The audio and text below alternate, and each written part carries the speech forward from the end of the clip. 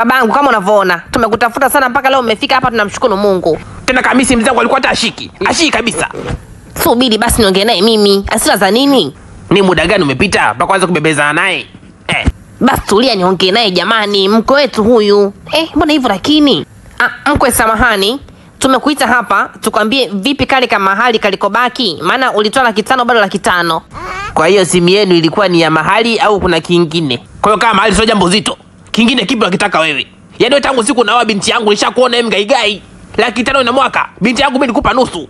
Baba mkwe, hiyo 500 tu au na ya kwako? Maana ujui mimi pia kipi kimeleta hapa. Mmeanza na jambo lenu la mahali, mtoto wenu mmenipa mimi nikafunga naye pingu za maisha. Hamjipa kunipata kufuata hela yenu.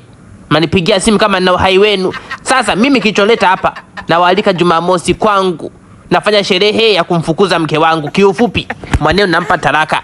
Nishashindana naye. Nikidai mali yangu mtarudishia na nyie. Najiuliza mwanenu kiburi ametolea wapi, kumbe kafuata kwa wazazi. Babangu usiseme hivyo. Mwacha tuzalilishe.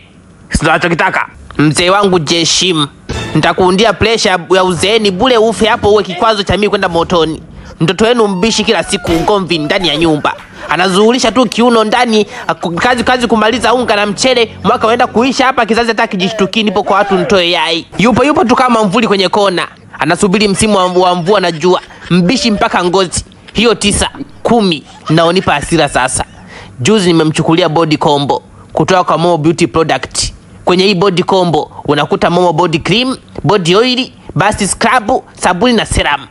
Maana walikuwa na punguzo tena kwa hasira nilifuata mwenyewe. Walitaka kunitumia. Maana wana ofisi Sinza na Kariakoo. Mimi nikaenda ya Sinza. Nikambebea mke wangu mpaka nyumbani. Akapendeze. Maana ngozi yake aibu naona mimi. Na mnamjua mtoto wenu haikosa mafuta kama katoroka jangwani. Unajua kipi kilitokea? Kilitokea nini? Bora wewe umeuliza. Achana mume wako ametanguliza shida na kisirani cha madeni kulio kusuluhisha ndoa mtoto wake. Mtoto wenu ana mchepuko. Ndio boda wake, kumbe anambodeka. Yaani nimewafuma juzi, ndio nikashtuka. Mwanenu zamani kitandani gia alikuwa anapandia mlima namba 3. Sasa hivi anapandia namba 1, kumbe anafundishwa. Sasa simalizi mahali. Kila mtu afe na chake kibovu. Nimrudishe lini mtoto wenu?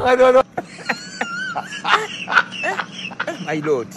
Kwa ukimya huo sidhani kama kuna mtu ambaye ataendelea kuomba mahali iliyobaki wakati mmeniuzia take away kigawio cha mtaa. Kumbe amuongei. Haya naondoka. Nitajua mimi ni mtarake au nimrudishe kwenu. Ila sitaki kuona simu ya mahali wakati mmeniuzia form 2 failure. Hata form 4 mtu hajafika. Kiingereza chenyewe hata cha mapenzi hajui. Bado mnadai mahali kamili. Nitatumia mwakani siku kama ya leo.